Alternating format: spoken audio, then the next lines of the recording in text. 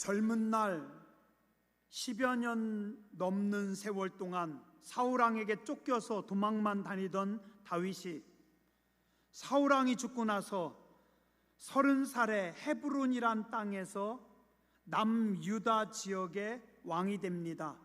그리고 7년 6개월 만에 이스라엘의 남쪽과 북쪽을 다 통일하는 통합왕이 됩니다. 37살의 젊은 왕 다윗은 계속해서 이스라엘을 괴롭히던 블레셋과 두 번의 큰 전면전에 대승하면서 이스라엘을 강하고 탄탄한 나라로 세워갑니다. 그리고 바로 이어서 다윗이 한 일이 하나님께 감사함으로 하나님의 법궤를 예루살렘으로 모셔오는 일이었습니다. 엄청나게 큰 규모의 국가적인 행사로 온 백성들이 함께 기뻐하는 가운데 하나님의 말씀이 들어있는 법궤를 예루살렘 성으로 모셔옵니다. 그런데 그 중간에 어느 누구도 생각하지 못했던 엄청난 사건이 벌어집니다. 오늘 말씀에 사무엘하 6장 6절과 7절에 보니 그들이 나곤의 타작마당에 이르러서는 소들이 띠므로 웃사가 손을 들어 하나님의 궤를 붙들었더니 여호와 하나님이 웃사가 잘못함으로 말미암아 진노하사 그를 그곳에서 치시니 그가 거기 하나님의 궤 곁에서 죽으니라. 하나님의 법궤를 실어가지고 오는데 소가 뛰면서 법궤가 떨어질 뻔하고 깜짝 놀란 웃사가 법궤가 떨어지면 안 되니까 법궤를 붙잡았는데 그만 그 자리에서 하나님께서 웃사를 쳐서 죽여버리십니다. 이런 엄청난 사건이 이 좋은 날에 벌어졌습니다. 다윗이 그날에 여호와를 두려워하여 이르되 여호와의 궤가 어찌 내게로 오리요 하고 사람이 죽는 것을 본 다윗이 두려워서 하나님의 법궤 모셔오는 일을 멈춰버립니다. 다윗이 여호와의 궤를 옮겨 다윗성 자기에게로 메어가기를 즐겨하지 아니하고 가드 사람 오베데돔의 집으로 메어간지라. 다윗이 자기 눈앞에서 하나님께서 사람을 쳐서 죽이시는 것을 보고 두려워서 하나님의 법궤를 예루살렘 성으로 모셔가는 것을 포기합니다. 그리고 하나님의 법궤는 어디로? 가드 사람 오벳 에돔이라고 하는 사람의 집으로 메어갑니다.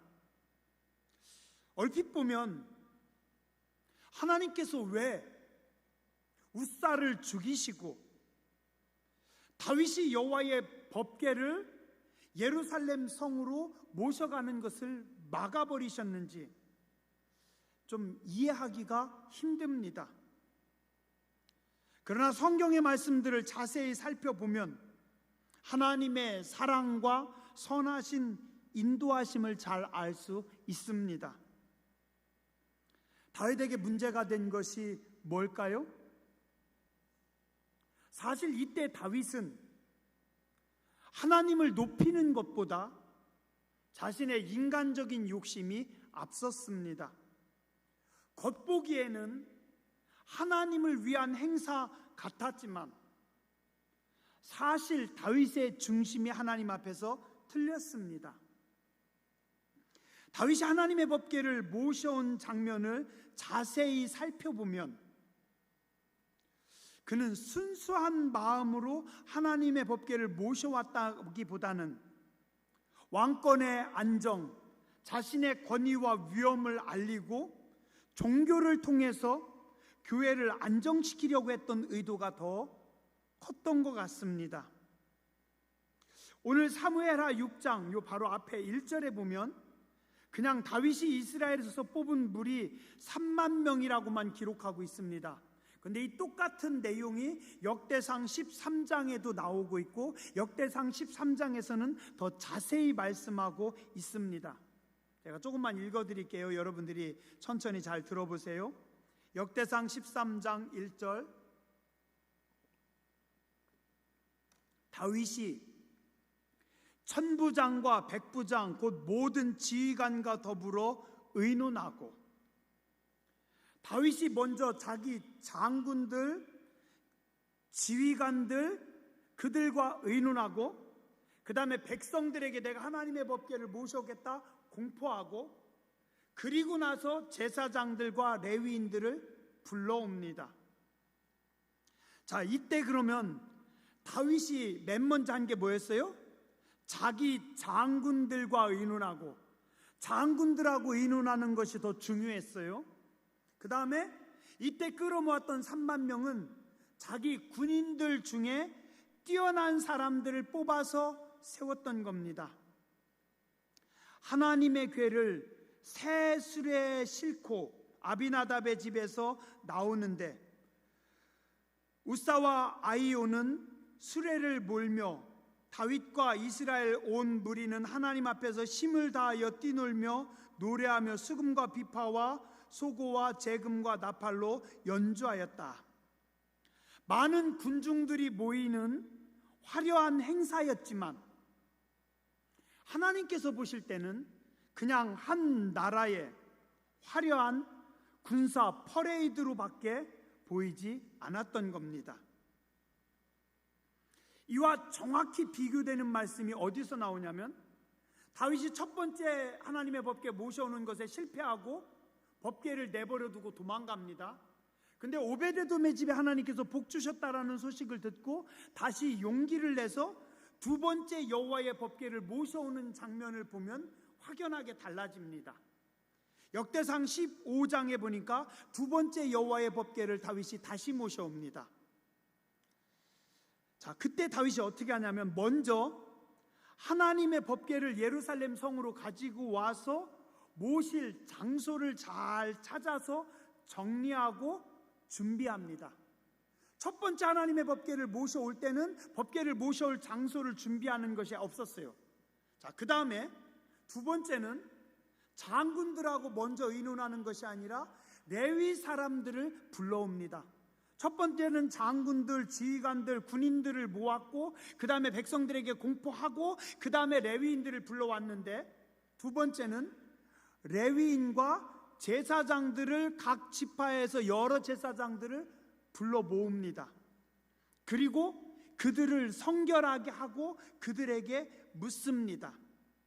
즉, 장군들을 먼저 소집한 것이 아니라 두 번째는 제사장들, 레위인들에게 먼저 찾아가서 하나님의 법궤를 모실 곳, 어떻게 모시는지 준비를 착실하게 합니다. 그리고 역대상 15장 16절에 보니까 레위 사람들을 통해서 성가대를 세웁니다. 자, 첫 번째 찬양했던 사람들은 레위 사람이란 말도 없고 아무것도 없었어요. 그러니까 첫 번째는 군인들이나 군악대였는데, 두 번째 하나님의 법궤를 모셔올 때는 레위인들과 교회 성가대입니다. 그리고 또 첫 번째는 법궤를 모시고 나올 때 아비나답의 집에서 제사를 드렸다는 말씀이 없었어요. 근데 두 번째 여호와의 법궤를 모셔올 때는 오베데돔의 집에서 먼저 하나님 앞에 정성껏 제물을 드리고 제사를 드리고 나서 법궤를 모셔 나옵니다. 움직임과 준비함이 완전히 달라요. 또한 법궤를 이번에는 수레에 싣지도 않고 성경의 말씀대로 제사장들이 어깨에 메고 나옵니다. 첫 번째 모셔올 때는 하나님 앞에 제사를 드렸다는 말씀이, 제사를 드리고 출발했다라는 말씀이 없었는데, 두 번째는 정성껏 제사를 드리고 출발합니다. 하나님의 백성들은 무엇을 하든지 맨 먼저 하나님의 이름을 부르고 예배 드림이 가장 중요합니다. 창세기 12장에 보면 아브라함은 가는 곳마다 먼저 제단을 쌓고 예배를 드리고 하나님의 이름을 불렀더라. 우리 하나님의 백성들은 이것을 보고 우리도 그렇게 살아야 됩니다. 한 해의 농사를 짓기 전에 맨 먼저 하나님 앞에 정성껏 예배를 드리세요. 사업을 시작하기 전에 먼저 정성껏 하나님 앞에 예배를 드리는 거 당연합니다. 시험 보기 전에 먼저 기도하고 예배 드립니다. 신앙의 자세입니다. 이것저것 핑계대지 마시고 먼저 하나님의 이름을 부르고 먼저 하나님 앞에 예배 드리고. 다윗의 자세가 완전히 달라졌어요. 또한 첫 번째는 다윗의 복장이 나오지 않습니다. 아마도 화려하고 멋있는 왕복이나 아니면 개선 장군의 화려하고 위험찬 갑옷이었을 수도 있겠죠. 그러나 두 번째 보실 때는 다윗 왕의 복장도 나옵니다. 역대상 15장 27절, 다윗과 및 궤를 맨 레위 사람과 노래하는 자와 그의 우두머리 그나냐와 모든 노래하는 자도 다 세마포 겉옷을 입었으며 다윗은 또 배 에봇을 입었고. 자, 하나님의 법궤를 모시고 나올 때 법궤를 맨 레위 사람들, 제사장들, 앞에서 찬양하는 성가대원들, 그 다음에 이 행사를 주도하고 있는 모든 사람들이 다 무엇을? 세마포 옷을 입었다.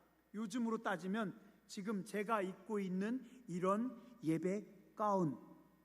자, 그런데 그들만 입은 것이 아니라 누구도? 다윗도 이 하나님 앞에 드리는 예배하는 예배자로서 예배 가운을 입고 모든 예배 집례자들 속에 같이 들어가서, 그 다음에 다윗이 그 속에 입었던 옷을 성경은 또 말씀합니다. 뭐냐면 배 에봇. 이 말은 비단 옷, 화려한 왕복을 입지 않았고, 그런가 하면 또 혹은 갑옷을 입지 않고 뭐예요? 배 에봇, 겸손히 하나님 앞에 낮은 자의 모습으로 복장 자체를 깔끔하게 하고 예배자들 속에 다윗도 똑같이 들어가서 거기서 춤추었고, 심지어는 다윗이 너무 기뻐서 두 번째 춤을 추다가 그의 바지가 벗겨지는 데는 또 다윗은 몰랐고, 그 모습을 본 왕비 미갈은 왕이 채신을 지키지 않았다고 책망했지만 다윗은 뭐라고 해요? 나는 왕의 채신머리가 중요하지 않다. 나는 하나님 앞에 예배하고 나는 하나님 앞에 서는 사람이다. 첫 번째는 왕의 위엄, 왕의 존귀함, 퍼레이드를 하고 있었는데, 두 번째는 다윗 왕이 겸손해서 예배자로 삶이 완전히 바뀌었습니다. 만약에 하나님께서 웃살을 치시지 않았더라면 다윗이 계속해서 교만할 수도 있었어요.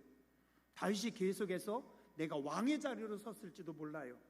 그러나 한 번의 실패 후에 다윗이 낮은 자가 돼서 베옷을 입고 예배 가운을 입고 그 자리에서 함께 하나님 앞에 춤추며 예배하는 예배자가 됐을 때 하나님께서 그 모습을 기뻐하십니다.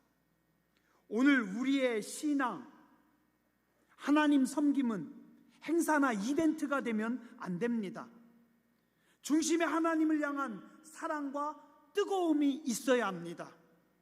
사람들이 보기에 화려한 것 중요하지 않습니다. 우리 하나님 앞에 겸손함으로, 사모함으로 나아가야 됩니다. 두 번째, 여호와의 법궤를 모셨던 아비나답의 집 한번 생각해 보려고 합니다. 사무엘상 7장 2절 이하에 보면 아비나답의 집에 여호와의 법궤가 20년 동안 모셔져 있었다. 이때가 언제냐면 이스라엘 백성들이 엘리 제사장 때 법궤를 블레셋에 뺏겼어요. 그 법궤가 다시 베세메스 쪽으로 해서 돌아왔고 기럇 여아림의 아비나답의 집에서 모십니다. 얼만큼 여기 성경에는 20년이라고만 말씀했지만 그 20년 뒤에 사무엘이 통치했던 32년, 그 뒤에 사울왕이 통치한 40년, 다윗이 헤브론에서 통치한 7년 6개월 지난 후이기 때문에 이렇게만 따지면 80년, 그리고 거기에다가 20년을 더 따지면 100년, 이게 3000년, 3100년 전의 일이기 때문에 성경의 기록과 고대의 기록이긴 하지만 성사학자들이 다 연구하고 비교하긴 하지만 정확한 연도는 어려워요. 그래서 어떤 학자는 아비나답의 집에서 여호와의 법궤가 100년 모셔져 있었다라고 보는 학자도 있고 어떤 학자는 80년이다라고 보는 학자도 있어요. 어쨌든 80년에서 100년 사이 긴 세월 동안 누구의 집에서? 아비나답의 집에서 여호와의 법궤가 보관되어 있었어요. 근데 근 100여 년 여호와의 법궤가 보관되어 있었는데 다윗이 와가지고 그 법궤를 다윗성으로 지금 옮겨오는 작업을 합니다. 그런데 그 중간에 누가 죽어요? 우사가 죽습니다. 오늘 말씀의 3절에 보면 아비나답의 아들 우사와 아유라고 하는데, 사실 성경에 아들이라고 해서 무조건 친아들만은 말씀하는 건 아닙니다.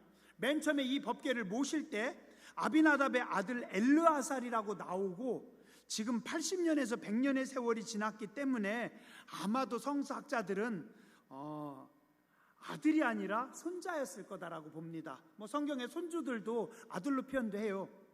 제가 예전에 해남에서 목회할 때 그 동네에서는 그러더라고요. 우리 집 아들만 아들이 아니라 옆집 아들도 아들입니다. 애들은 다 아들입니다. 그죠? 그래서 내 아들만 아들이 아니라 옆집 아들, 동네 좀 젊은 애들 보면 아들 일로 와봐, 그렇게 불렀어요. 이 성경에서도 아들이라고 해서 바로 친아들만 의미하는 것이 아니라 손자였을 거다. 그래서 거의 성서학자들은 우사는 아비나답의 손자였을 거다라고 봅니다. 자, 그런데 이 우사가 소가 뛰니까 법궤가 떨어질까 봐 깜짝 놀라서 법궤를 잡았는데 하나님께서 죽여버리셔요. 우사 입장에선 좀 억울하지 않을까요? 아비나답의 집에 80년에서 100년 여호와의 법궤를 모셨던 집안의 손주가 법궤를 잡았다가 그 자리에서 죽임을 당한 겁니다. 억울해 보이긴 하지만 자세히 살펴보면 이유가 있습니다. 가장 첫 번째, 하나님의 말씀을 어겼습니다. 하나님의 말씀을 새 수레에 모시는 것은 어쩌면 언약궤를 존중하는 행위 같아 보이지만 출애굽기 25장, 그 다음에 구약성경의 여러 율법에서 계속 나오는 것이 뭐냐면 하나님의 법궤는 오직 제사장들만, 레인 중에 고앗 자손들만 법궤를 어깨에 매두르게 했어요. 그래서 이렇게 법궤는 이렇게 기둥을 거기다 매게 하고 그 기둥으로 제사장들만 어깨에 메고 움직이도록 했는데, 이 말씀을 어겼기 때문에 우사가 죽임을 당하고 다윗이 하던 행렬을 하나님께서 멈춰버리십니다. 아니, 하나님 그래도 우사의 집안이 근 80년에서 100년 하나님의 법궤를 모셨는데 하나님 그래도 꼭 이렇게까지 하셔야 하겠습니까? 아니에요. 그건 우리 생각이고 하나님의 말씀대로 하지 않은 것이 가장 큰 죄입니다. 자, 다시 생각해 봅니다.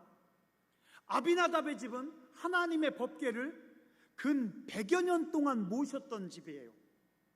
그러면 그 당시 법궤에 대해서 가장 잘 아는 사람들은 누구였을까요? 아비나답의 집안 사람들입니다.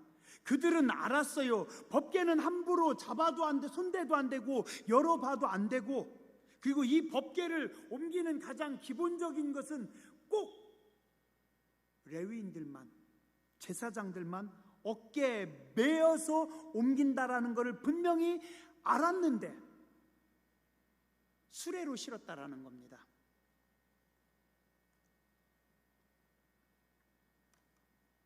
왜 그랬을까요?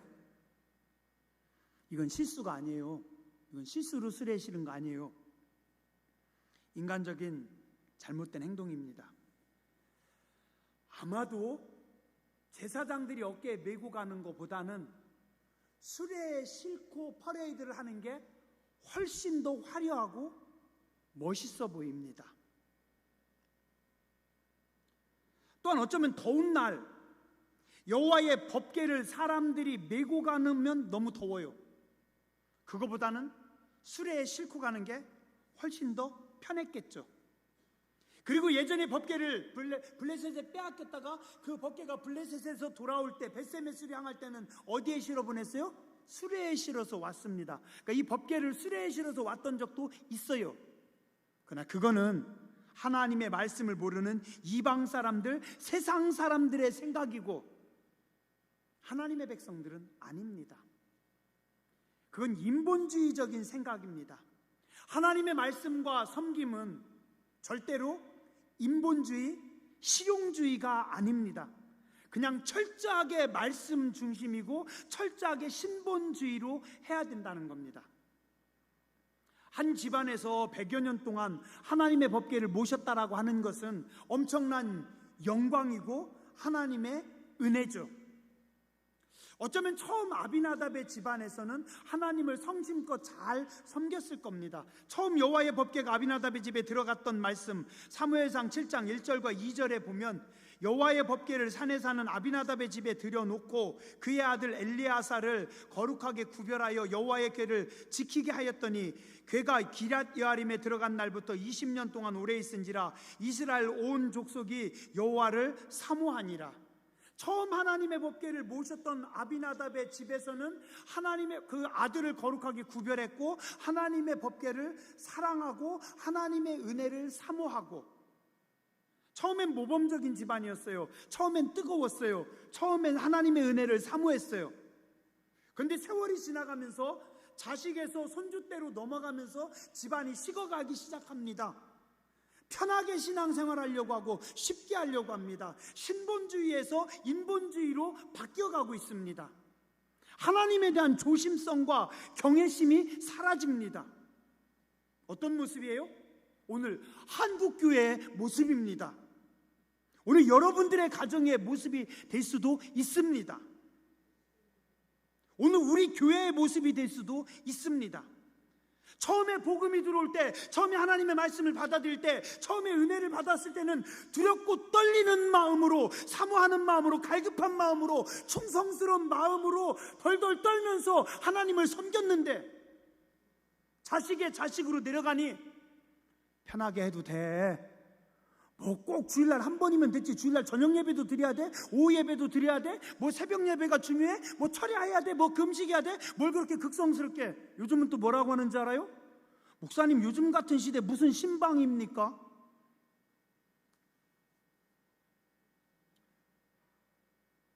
사람들의 이성과 합리성이 더 강조됩니다.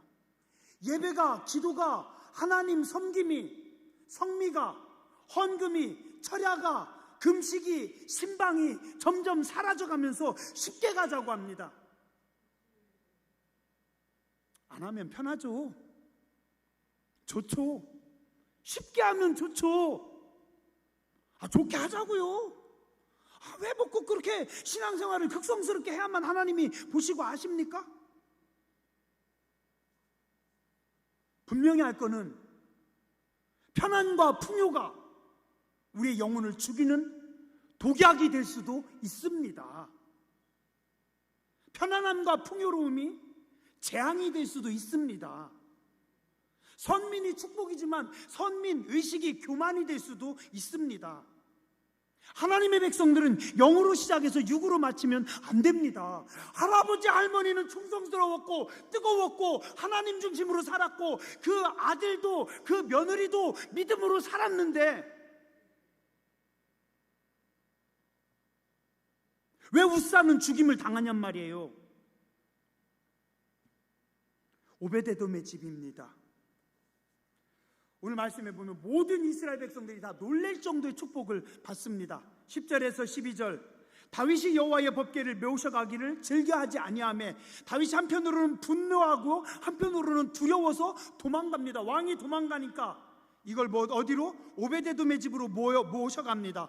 이 법궤 때문에 사람들이 얼마나 죽었는데, 이 법궤가 블레셋에 들어갔을 때 그 땅에 재앙이 있었고 다른 곳에 갔을 때 또 재앙이 있었고, 이 법궤가 이스라엘로 왔을 때 사람들이 그걸 쳐다봤다가 많은 사람들이 죽임을 당했고, 오늘 이 자리에서 하나님께서 웃사를 죽이는 것을 보셨고, 역대상에서 보면은 웃사를 찢어 죽였다라고 다윗이 고백합니다. 그런 잔인한 모습을 이스라엘 백성들이 다 보고 덜덜 떠는데, 이 오베데돔이라고 하는 사람은 어떤 사람이기에 그 두려움과 공포의 여호와의 법궤, 어쩌면 죽음의 법궤를 자기 집으로 모십니다.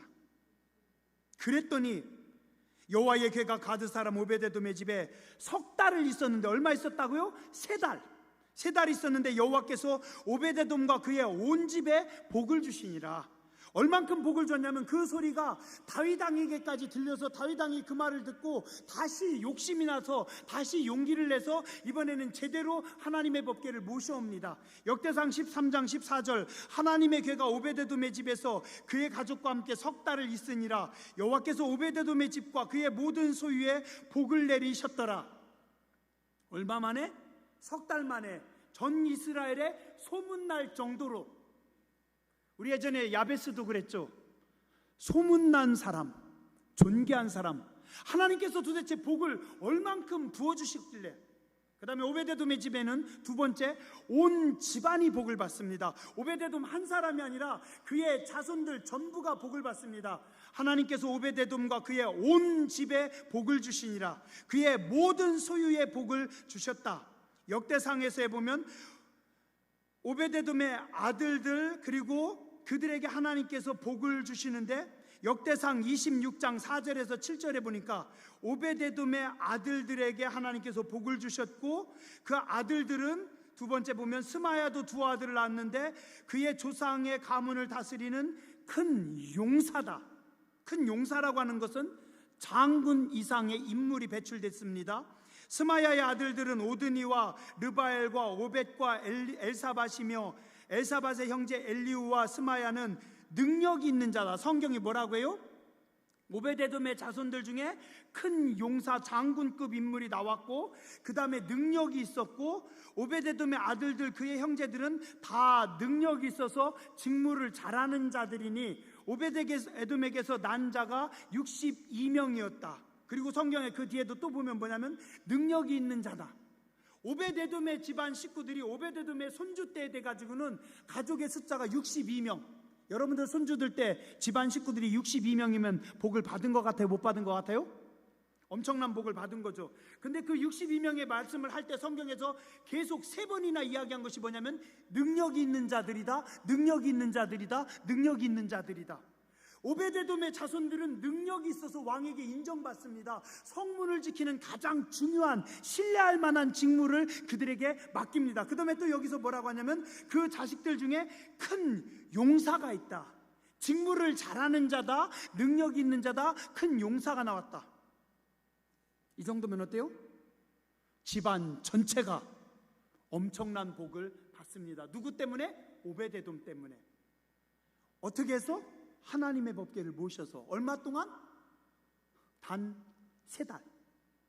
어떤 사람은 80년에서 100년간 하나님의 법궤를 모셨는데 손주가 죽었어요.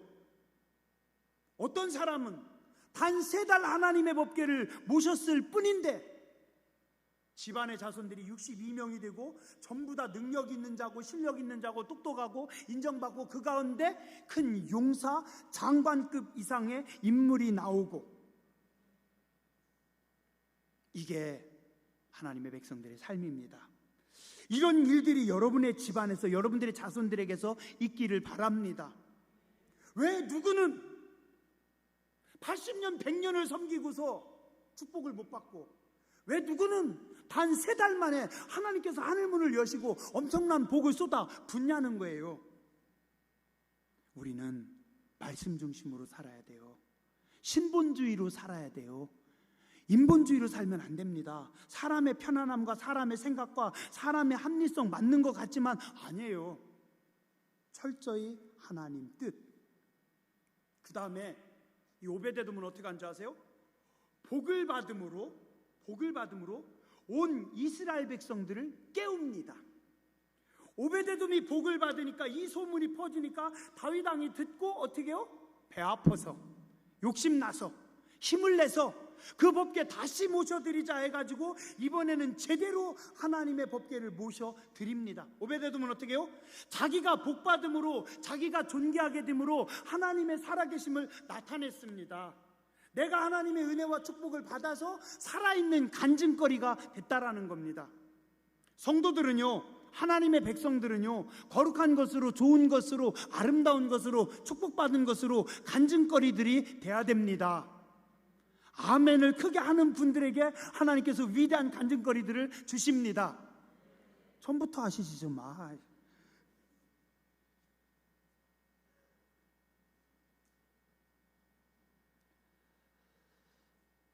교회들마다요, 성도들마다요, 어떤 분들은 그런 분들이 있어요. 안 좋은 걸로 신앙생활 잘해야 되겠어.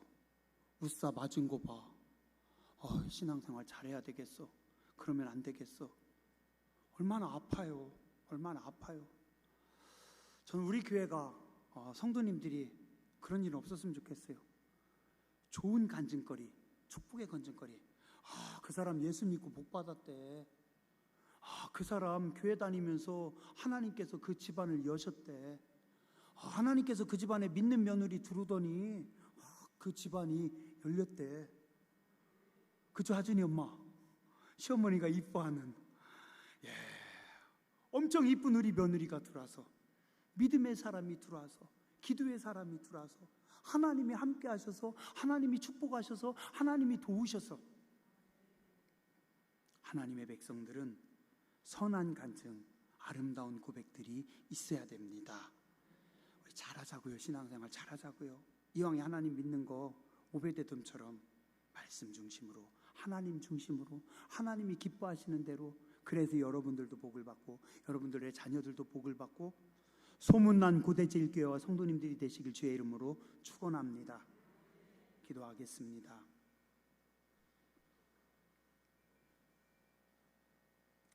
자비하신 하나님, 은혜로우신 주님, 다윗이 처음에 크게 실수했지만 하나님 앞에 회개하고 말씀 중심으로, 하나님 중심으로 겸손하게 내려옴으로 은혜의 성군이 되었습니다. 오늘 우리도 다윗처럼 참된 예배자들이 되게 하여 주시옵소서. 오베데돔처럼 하나님을 사랑하고 두려움과 떨림으로 하나님을 섬기며 하나님께 가까이 함으로 하늘의 복을 받아 누리는 고대 제1교회, 우리 교회 성도님들, 우리의 자녀들 되게 하여 주시옵소서. 우리의 삶 속에서 아름다운 간증들이, 거룩한 간증들이, 놀라운 축복들이, 하나님의 기적의 역사들이 날마다 살아 선포되게 하여 주시옵소서. 존귀하신 주님 예수님 이름으로 간절히 기도드렸습니다. 아멘.